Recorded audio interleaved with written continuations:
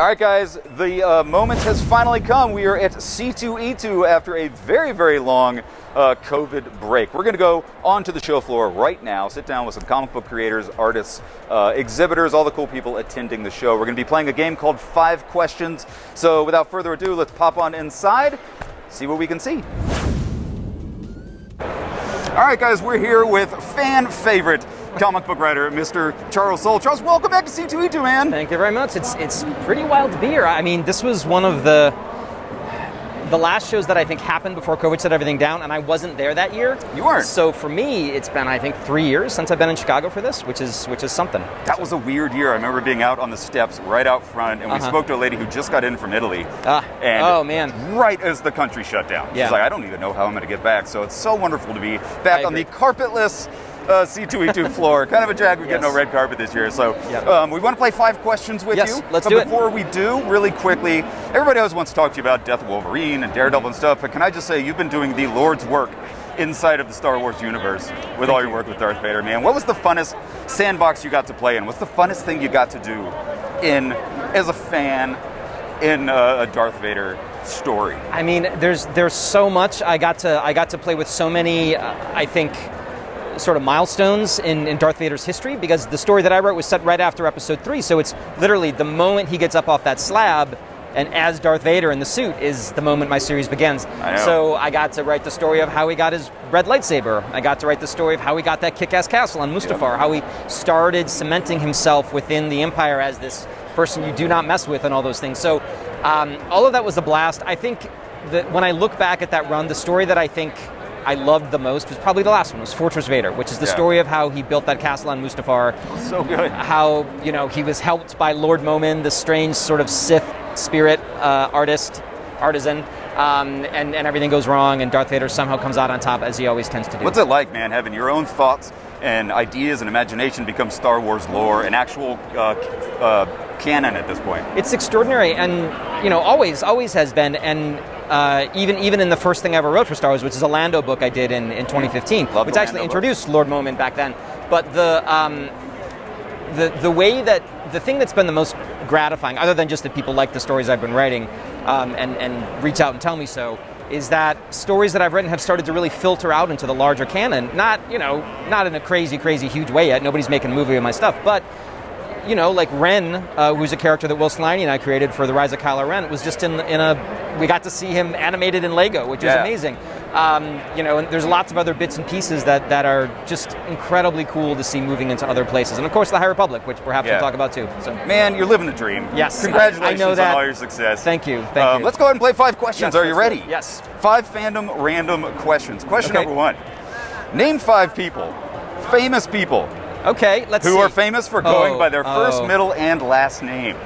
I mean, the first thing that comes to mind is just a bunch of assassins. We will accept assassins, because, what's with that anyway? I don't know. I think my guess is that they become so notorious for doing something terrible that they want to, all the other, like, Lee Oswalds in the world want to be differentiated from that. Well, Kelly Marie Tran, although I guess that's not her middle name. I think that's her full first name, Kelly Marie, right? So let's not do that Scratch it. Well, Lee Harvey Oswald, that's one. Now that I'm on the spot, I'm having Why don't we a hard just time. do assassins? Just do assassins? Okay. Let's see, who else? Or serial killers. Let's see. So we got Lee Harvey Oswald. You got Franklin Delano Roosevelt. Pretty famous. Not an assassin, important to point out. Yes, exactly, pretty famous. Let's see, so that's 2. Lincoln. Abraham Lincoln. John Wilkes Booth. John Wilkes Booth. That's 3. That's pretty good. I'm surrounded by names of comic writers and comic artists here, so I'm just seeing all their names and it's blanking my mind. But I'm going to get there. Let's see, some other people. Famous You're going to rewatch people. this video and you're going to be like, oh man. Yeah. Well, the minute we stop talking, I'm going to think of 50 more.